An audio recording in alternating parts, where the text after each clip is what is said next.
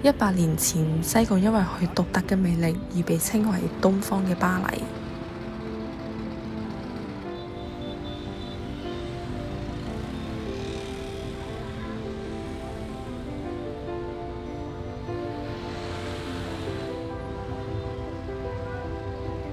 喺現代快節奏嘅生活入邊，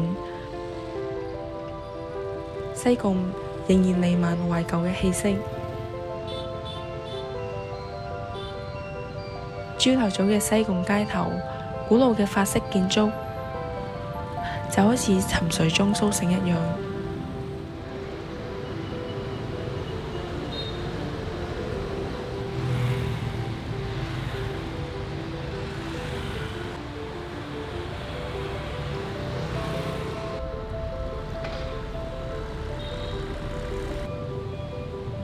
百年嘅磚石好似只係被時間洗禮過，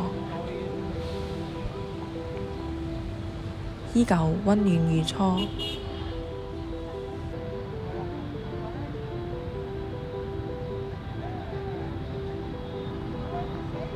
佢哋唔喧嘩，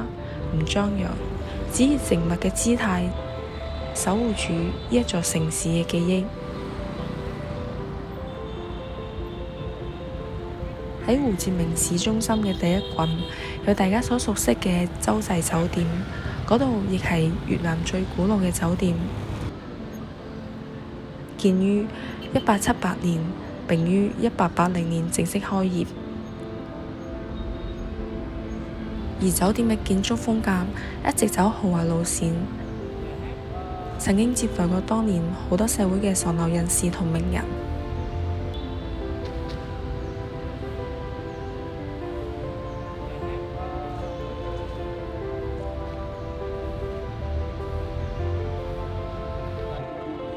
酒店旁邊係市政劇院，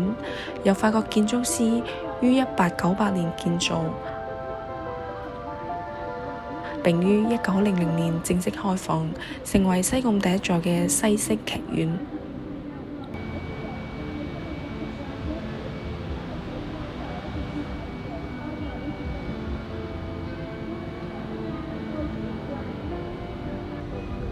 劇院嘅設計受到同年喺巴黎建造嘅小皇宮劇院影響，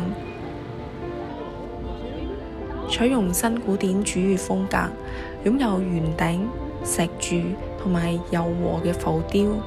令到成座建築好似一幅詩意嘅畫作一樣。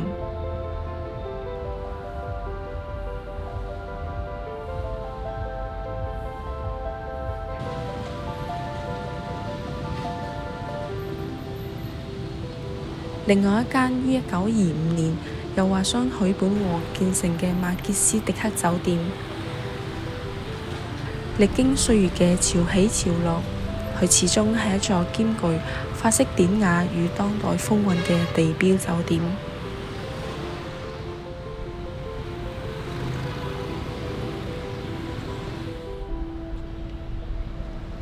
而講到胡志明市郵局，就喺全球11間最靚郵局入邊排行第2名。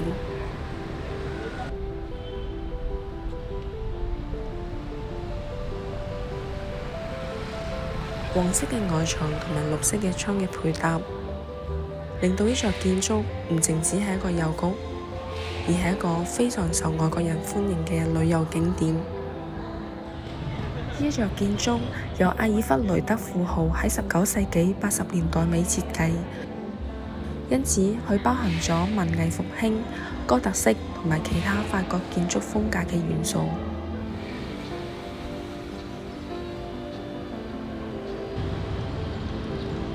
嚟到大家爭議紛紛嘅靈異建築物，胡志明市美術博物館曾經係當代西提華人首富許邦華嘅住所，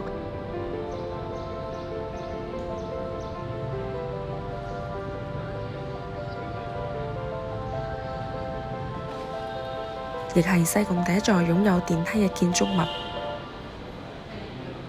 由法國建築師李維拉於1929年設計，1934年建成。之後喺20世紀80年代尾就成為咗我哋嘅博物館。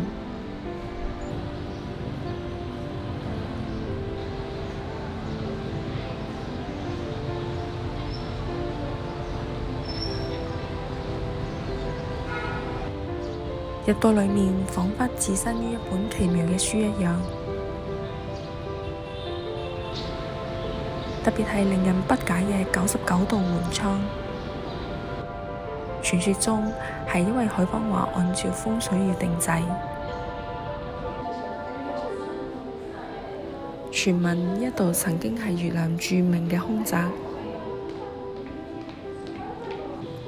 喺20世紀，西貢爆發麻風病，而許邦華最錫嘅女兒亦不幸被感染。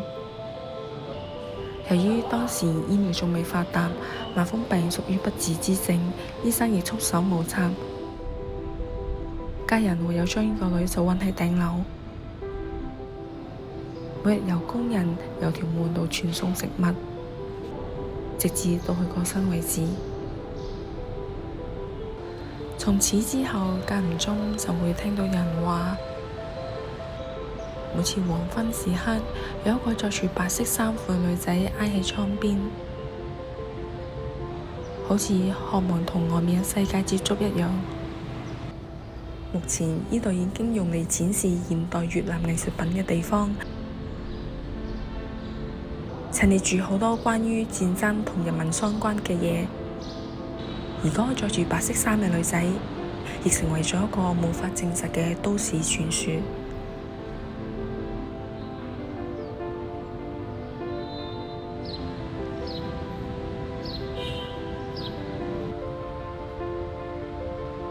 除咗呢啲標誌性嘅建築之外，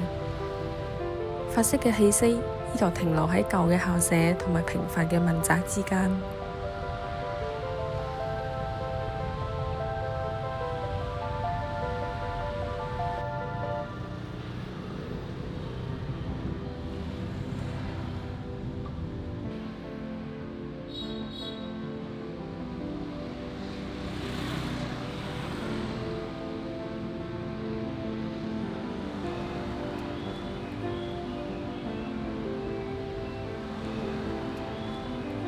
西貢嘅每一個角落都藏住一段故。如果我哋駐足片刻，就會聽到嗰啲由古老嘅牆壁同埋窗戶中訴說嘅故事。嗰啲亦係令到呢座城市變得更迷人嘅地方。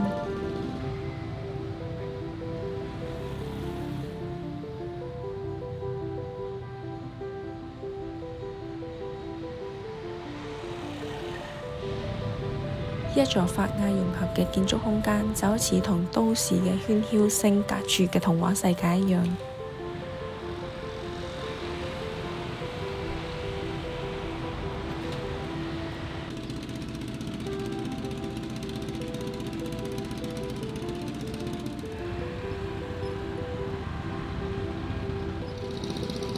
法式建築早就已經唔再淨係殖民時代嘅遺跡，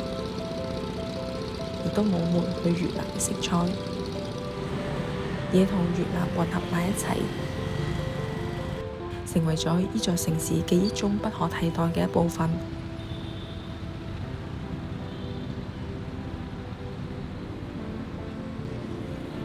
由街道到咖啡店嘅文化，形成咗西貢獨特嘅魅力。喺呢一場歷史混合體，我哋可以睇到唔淨只係建築嘅故事，